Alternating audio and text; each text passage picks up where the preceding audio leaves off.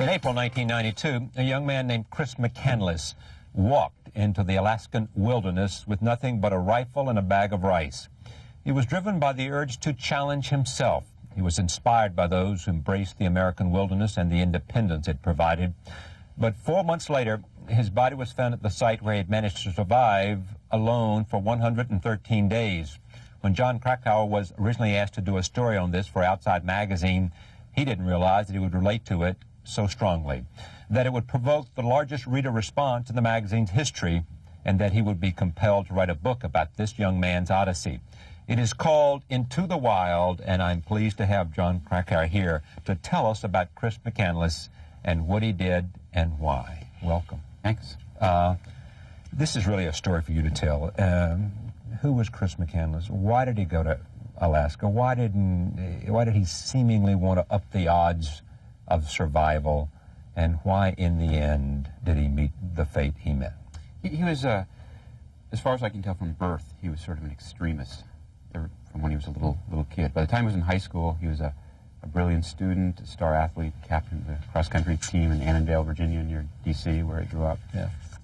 Appeared to be every parent's dream. Went to Emory University, was invited to join Phi Beta Kappa. He declined. It sort of offended him. That seemed unnecessary, silly. Honors seemed silly to him. Yeah. An elitism that wasn't necessary. Yeah. By that time, he was reading a lot of Tolstoy, took it very seriously, began emulating the Count's Spartan lifestyle to a degree that alarmed his friends. But they thought, oh, Chris is just Chris, a little weird.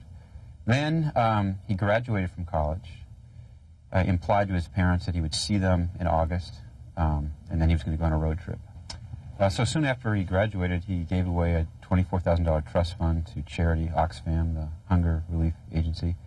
Then he hopped in this beat-up yellow Datsun that he loved and loaded all his possessions into it and drove west, as so many other people have, drifters and dreamers and questers have done. He just headed to the open country, and when he got west, he abandoned his car.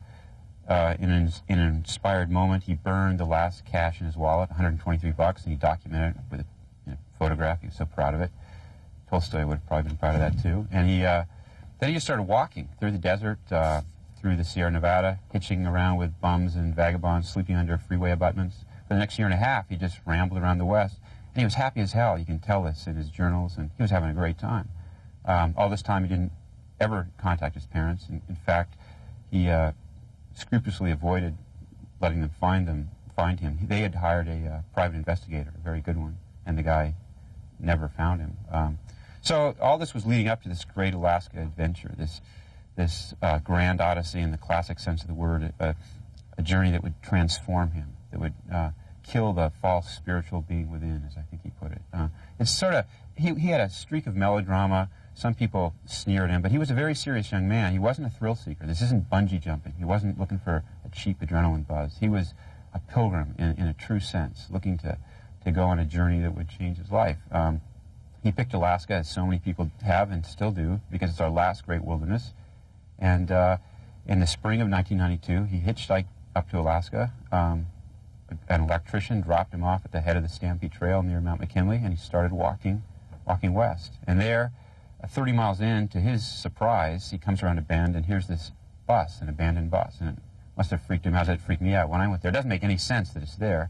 But they tried to build a road in 1960, sort of a boondoggle, the state of Alaska, and they used the bus as a shelter for road workers. The road was never built. It just kept washing out before they could even finish it. And when they pulled their gear out, they left the bus there and as sort of a shelter for hunters and trappers. And when he found it, he was overjoyed. He carved this incredible graffiti in the walls, this declarations of independence.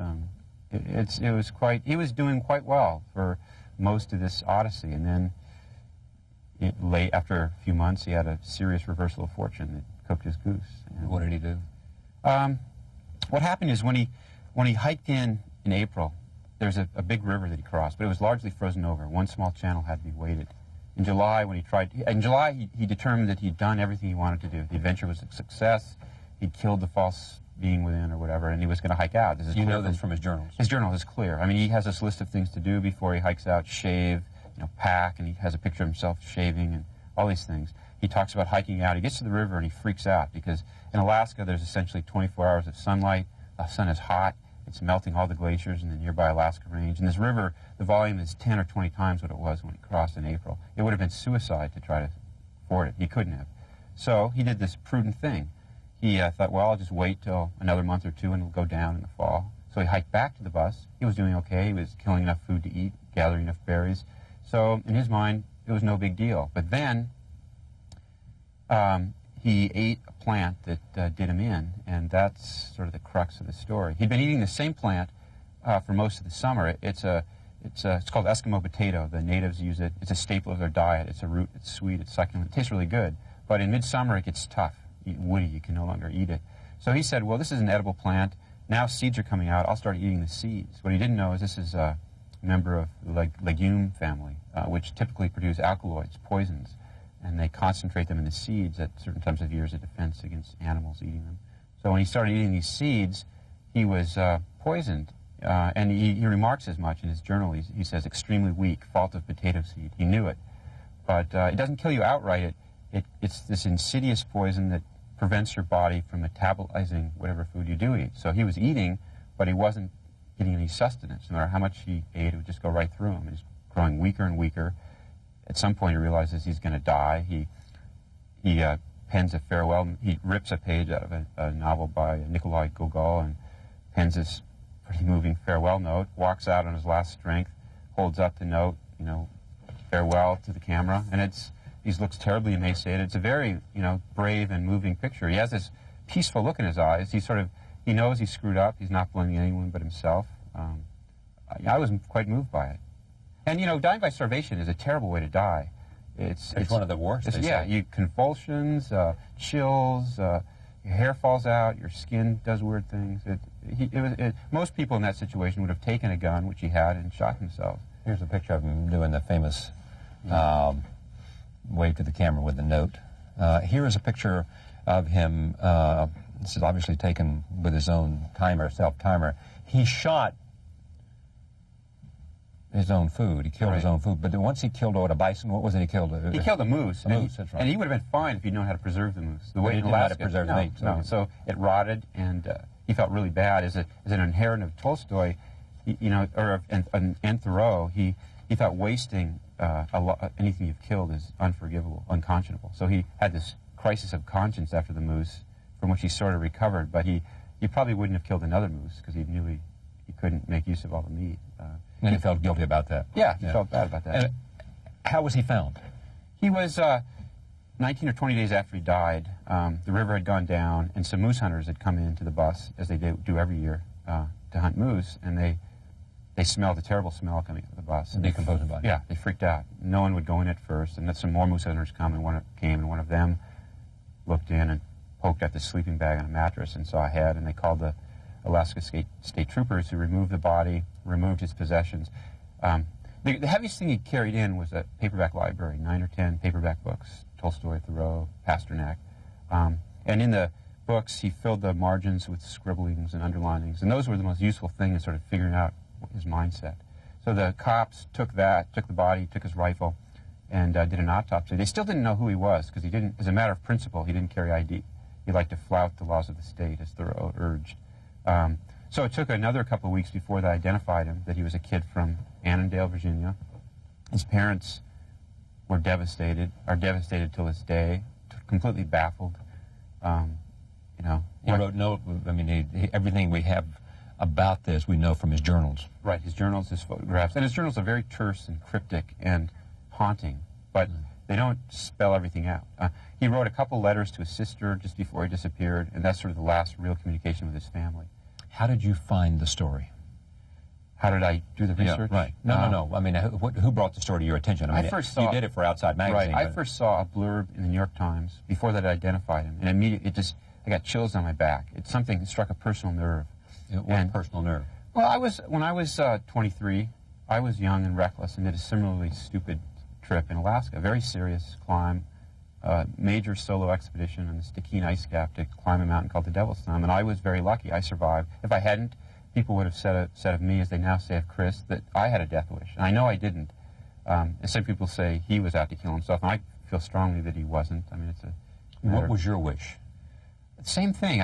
It's hard to articulate because it defies logic. I thought if I picked a challenge that was hard enough and succeeded, everything thereafter would be all right. I mean, it makes no sense, but I was convinced of this. And it was not that I would get rich, it was just in some spiritual sense that you would feel so good after doing something this hard that, you know, there's a long tradition of people who've done this. John Muir did that over and over again throughout his life.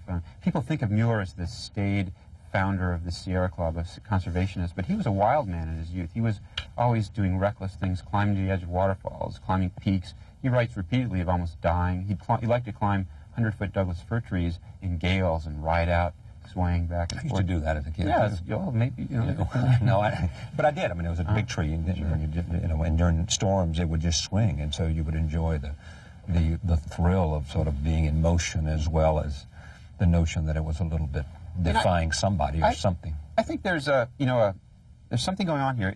It's almost a classic rite of passage that we have in our culture and through history. Many cultures have had these, where risk-taking is something young men and sometimes young women feel they must do, are compelled to do, and it takes many forms, whether it's driving too fast or drinking too much or going to the wilderness. It's why it's so easy for armies to draft young men to go to war. That, you know, it's this population group that likes the idea of taking risks, improving their manhood. And this may be the answer to my next question, which is, you wrote this story for Outside Magazine, and there was a huge response. Right. It completely took me it resonated for all the reasons we're talking about, and maybe others. What else? You know, I think a lot of people vicariously have thought about, gee, this fantasy, this is an American fantasy, this romantic notion that you go into the land, live off the land. It's something, we've always had this wilderness out there. Taking a canoe down the Amazon and all that. Huck Finn, from Huck Finn on. I mean, we have many literary examples. And he was, you know, he read too much, maybe, I mean, maybe this is a problem of people who read too much and don't discriminate between constructions of the imagination and he did reality. things, though. He didn't take a map. I mean, it might not have made a difference if he'd had a map. It would have, because here's the deal with the map, and this people really get on his case for this, is the map would have showed that when he tried to walk out and cross the river in mid-June, or mid-July rather, there was a steel cable a quarter-mile upstream with a little car on it. And that was indicated on the map. It was a USGS survey station. If he'd known about that, he could have hiked upstream, hopped in this car, crossed the river. He would have come out, survived. We would know none of this. But because he didn't have a map, he didn't know about that, there's no reason for it to be there, he did the prudent thing and went back to the bus. And the reason he didn't take a map, it wasn't because he was stupid. It was because he wanted to up the stakes. He wanted to increase the challenge. A challenge in his mind in which a successful outcome is assured is not a challenge. And he wanted to find a blank spot on the map, as explorers always do. And in this day and age where there are no blank spots on the map, you have to contrive one. You have to leave the map behind. It's an elegant solution to the problem. How did this story change your life, if at all, other than the fact that you felt compelled by it and after writing a magazine article had to write a book? You know, I relived and rethought some of the many things in my youth, the trip I did and why I did it. Chris had a stormy relationship with his father, as I did, so I re-explored all this ground, and it was hard, and it was hard to write about, but so I think I know a little bit more about myself. There's nothing profound. I mean, wisdom comes incrementally, and this was maybe a large increment, but it made me a little... And the search was for what? Chris's search? My search? Well, both. I mean, I understand climbing the mountain more than I do. In a sense, upping the risk. The search in him was, what's the parity thing? It's something about, if you have self-doubts, you think you're a crummy person. You don't... He had incredibly high standards that he set for everyone, especially himself. And he felt he was always failing himself. He didn't run the race fast enough. You know, he wasn't pure enough in his thoughts. If he could do this, sort of stick out this challenge, I think it would... It's the same sort of thing that Outward Bound does when they send those kids out to wilderness. It's a rite of passage. Yeah. It makes you more self-assured. One other question about his journey. There was no way that he could, other than without a map, that he could have gotten over that river. Well, there was, but he wasn't an experienced Alaskan hand. If he'd walked a few miles upstream where the river's braided, it spreads out and gets shallower. I crossed the river a year later when it was in similar flood stage. I crossed the cable on the way over and waited on the way back to see if it could be done. And it could be done, but he wasn't a good swimmer, and it was very scary, and you wouldn't do that if you hadn't done it before. I mean, we sort of knew that we could get away with it. But he acted smart. I mean, he acted wisely in not trying to cross the river. Not given that he didn't know this cable was a quarter mile away. Jon Krakauer, the book again is called Into the Wild. Tomorrow night, Jodie Foster and Matu Kasevitz will be here. He is the director of a new film called Hate. Also, retiring editor of Cosmo magazine, Helen Gurley Brown. We'll see you tomorrow night.